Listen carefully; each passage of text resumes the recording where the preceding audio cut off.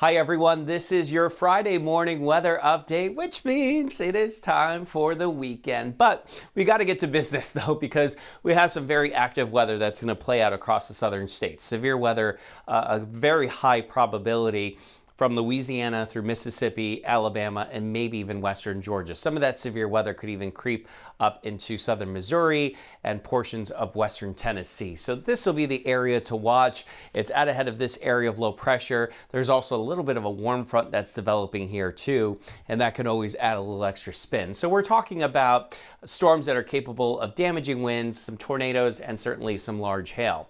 North of that, it's just going to be a wet day, a solid rain falling for a good portion of really the Midwest and the western Great Lakes. So let's start things off in the Midwest, where we do have some rain that will be coming in through Grand Rapids, Chicago, and then by the end of the day over toward Detroit and Cleveland. But you'll start off dry. It's just going to come in late afternoon into the evening hours. Some showers also for you in Detroit, where temperatures actually will be in the process of dropping.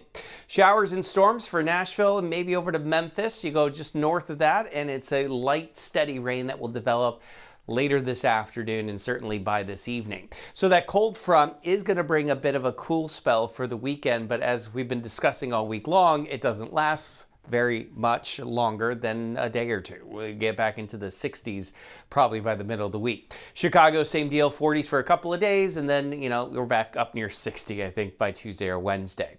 In the southeast, we are 60 today in DC, 60s for Wilmington down to Charleston, so definitely a cool feel. 70 should feel pretty nice in Savannah. Over toward Atlanta, toward the end of the day, we may have some storms coming in from the west. It's mainly west of Atlanta where we have the risk for severe weather. That does also include New Orleans. There could be some flash flooding too with some of those heavier storms.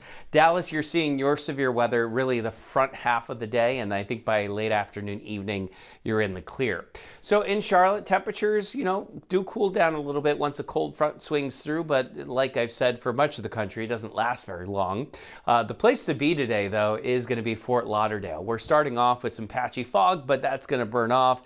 It'll be sunny and low 80s as we head through the afternoon. It's going to be a really nice evening, and it only gets warmer. We could actually be pretty hot by Sunday with a high of 86 degrees.